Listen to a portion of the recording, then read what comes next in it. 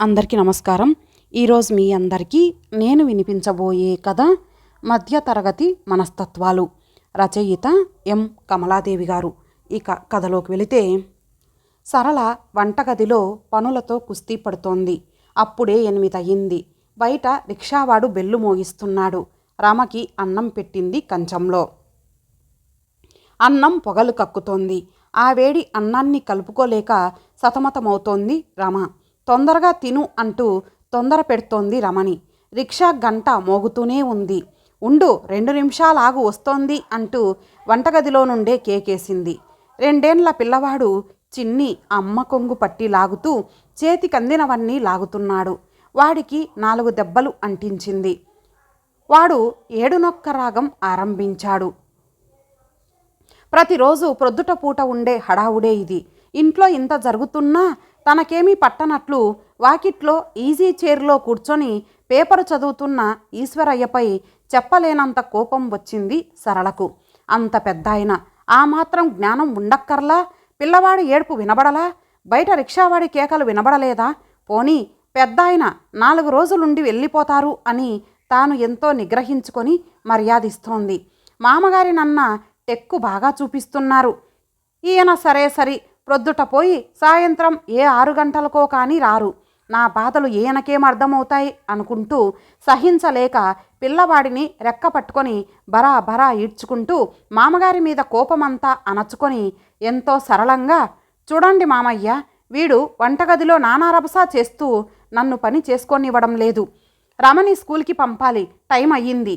మీ అబ్బాయి వచ్చారంటే నానా హంగామా చేస్తారు. కొంచెం వీడిని ఓ 10 నిమిషాలు పట్టుకుంటారా అంది సరళ. ఈశ్వరయ్య సరళను చిన్నిని ఎగాదిగా చూసి, వీడిని చూడ్డం నా వల్ల కాదు అందామనుకొని ఏమనుకున్నాడో ఏమో, రారా బాబు, ఏమిటి అల్లరి చేస్తున్నావా అంటూ చిన్నిని అందుకున్నాడు. బొమ్మల బుట్ట తీసి బొమ్మలన్నీ వాడి ముందు పోశాడు. వాడు వాటితో ఆడుకుంటూ ఉంటే తాను మళ్ళీ పేపర్ అందుకున్నాడు.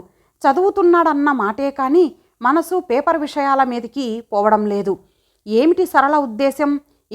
నేను వీళ్ళకి ఆయాగా వచ్చాననుకుందా?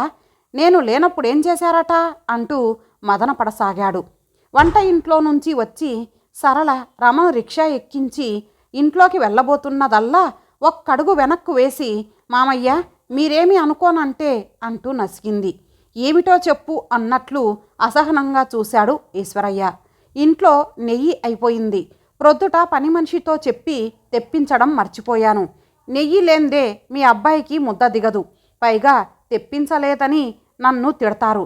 కొట్టు ఎంతో దూరం లేదు, ఈ సందు చివరే. నేను వెళ్దామనుకుంటే పొయ్యి మీద వంట ఇంకా కాలేదు. మీరు కొంచెం వెళ్ళి తీసుకువస్తారా అంటూ నేతి క్యారేజీ డబ్బులు తీసుకువచ్చి ముందుకు జాపింది సరళ. నేను మీకు పని మనిషిగా కనబడుతున్నానా? నేను వెళ్ళను అందామని నాలిక చివరిదాకా వచ్చి 1 నిమిషం తటపటాయించి, ఏది ఇలాతే అంటూ వాటిని అందుకొని చెప్పులు తొడుక్కొని రుసరుసలాడుతూ బయలుదేరాడు ఈశ్వరయ్య. వెనకాలే వచ్చి తాతయ్య చేయి పట్టుకున్నాడు చిన్ని. సరే తప్పదనుకుంటూ చిన్నిని ఎత్తుకొని బయలుదేరాడు ఈశ్వరయ్య. ఈశ్వరయ్య మనస్సు కుతకుతలాడిపోతోంది. ప్రొద్దుట పిల్లవాడు అల్లరి చేస్తున్నాడు, ఆడించండి అంటూ తనకు అప్పజెప్పిపోయింది.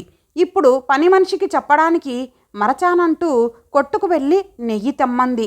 ఇక ముందు వీళ్ళకి ఫుల్ టైం సర్వెంట్ అవ్వాలి కాబోలు. పైకి మాత్రం సరళ నమ్రతగాను తనను ఎంతో గౌరవిస్తున్నట్లుగాను, ఎంతో అవసరమైతే కానీ లేని పనులు తనకు చెప్తున్నట్లుగా ప్రవర్తిస్తోంది.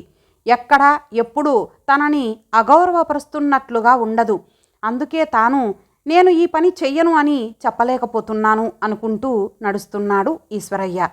కొట్టు అట్టే దూరం లేదు. నెయ్యి పోయించుకున్నాడు. ఇంటికి రాగానే తిరిగి కూరలు తెమ్మంటుందేమోనని మిగిలిన డబ్బులతో కొన్ని కూరలు కొనుక్కొని మనవడితో సహా ఇంటికి వచ్చాడు ఈశ్వరయ్య. కోడలు సరళ ఎదురుగా వచ్చి నెయ్యి అందుకొని కూరలు తెచ్చినందుకు తన సంతోషాన్ని వెలిబుచ్చి చాలా బాగున్నాయంటూ మెచ్చుకుంది. సరళ లోపలికి వెళ్ళగానే తిరిగి కుర్చీలో కూర్చున్నాడు ఈశ్వరయ్య. ఈశ్వరయ్య భార్య సుగుణమ్మ బ్రతికున్నన్నాళ్ళు అందరూ, అదే కొడుకు, కోడలు, కూతురు, అల్లుడు తనను ఎంతో గౌరవంగా చూసుకునేవారు. ఏడాది క్రిందట భార్య పోయినప్పటి నుండి విశాఖపట్నంలో తాను ఒంటరిగా హోటళ్లలో తింటూ కాలం గడిపాడు. తాను రిటైర్ అయిన 2 నెలల నుండి తనకు రావలసిన పెన్షన్, పీఎఫ్ మొదలైన కాగితాలు చూసుకొని అక్కడే ఉన్నాడు. అన్నీ సెటిల్ చేసుకొని బెజవాడలో ఉన్న ఒక్కగానొక్క కొడుకు రామం వద్దకు బయలుదేరాడు.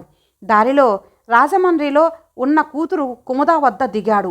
కుముద తనను సంతోషంగా ఆహ్వానించింది. రాను రాను అన్ని పనులు పురమాయించేది. ఒకసారి, ఏమిటి నాన్న, ఊరికే చెప్పుల్లో కాళ్ళు పెట్టుకొని కూర్చుంటే ఏం తోస్తుంది? ఎప్పుడూ ఆ పుస్తకాలు పేపర్లు పెట్టుకొని కూర్చుంటావు. మీ అల్లుడు అలసిపోయి ఇంటికి వస్తారు. కాస్త బజార్ పనులు, కూరలు అవి తీసుకువస్తుంటే నీకు మార్పుగాను ఉంటుంది, ఎక్సర్సైజ్గాను ఉంటుంది అంటూ మొహమాటం లేకుండా నాన్న ఇది తీసుకురా అది తీసుకురా అంటూ బజార్కు 10 సార్లు పంపేది. తాను తెచ్చే ప్రతి పనికి వంకలు పెట్టేది. ఏనర్థం? పిల్లని తన వద్ద వదిలి కూతురు అల్లుడు సినిమాలకని షికార్లకని వెళ్ళేవారు. ఆ పసిపిల్లతో తాను ఎన్ని అవస్థలు పడ్డాడు. కుముద ఆ విధంగా చేస్తే తాను కూతురు మీద ప్రేమ చేత సర్దుకోగలిగాడు. తనని ఎన్నెన్ని మాటలనేది, ఎన్ని పనులు చేయించుకునేది. ఇంత చేసినా తన మనస్సుకు కష్టమనిపించలేదు. ఏ కొంచెం కష్టం కలిగినా వెంటనే మరచిపోయేవాడు. ఎందుచేత?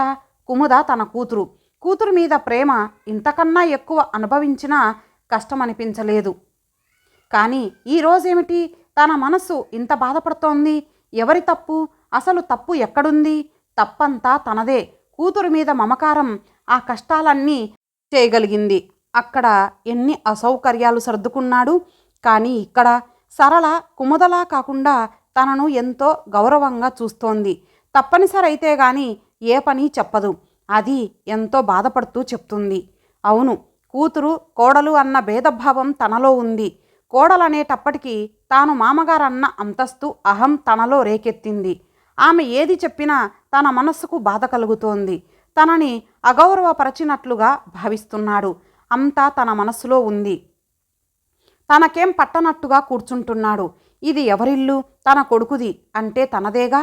పాపం సరళ ఒక్కతి ప్రొద్దుట పూట పిల్లలతో ఎంత అవస్థ పడుతోంది.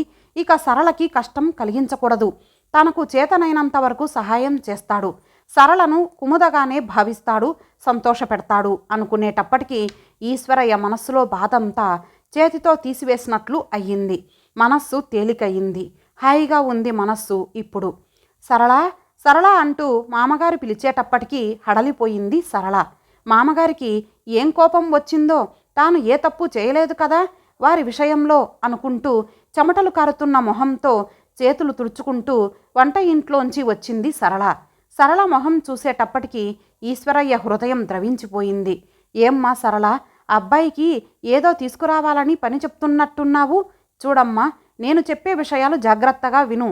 ఇక నుంచి చిన్న పని పెద్ద పని ఏదన్నా నాతో చెప్పి చేయించుకోవడానికి సందేహించకు. నేను మాత్రం ఊరికే కూర్చొని ఏం చేస్తానో చెప్పు. నాకు మార్పు కావాలిగా. అబ్బాయి పాపం అలసిపోయి వస్తాడు. నీవు మా ఇంటికి వచ్చినప్పుడే మా అమ్మాయివి అయ్యావు. నీవు ఒకటి, కుముద ఒకటి కాదు నాకు. ఇద్దరూ సమానమే. అయినా ఇది ఎవరిల్లు? మనది. ఇక నుండి నేను నీకు మామయ్యను కాను అని ముగించే లోపలే తండ్రి వంటివారు అంది సరళ అప్రయత్నంగా. ఈశ్వరయ్య అన్న మాటలు విన్న సరళ సంతోషానికి అవధులు లేవు. ఈశ్వరయ్య సరళకు సాక్షాత్తు పరమేశ్వరుడుగా కనిపించాడు. ఆ క్షణంలో వంగి కాళ్ళకి నమస్కరించింది. మనస్ఫూర్తిగా ఆశీర్వదించాడు ఈశ్వరయ్య, కాదు పరమేశ్వరయ్య. ఇంతటితో ఈ కథ సమాప్తం. మరలా మరొక మంచి కథతో కలుద్దాం. అంతవరకు సెలవు. నమస్తే.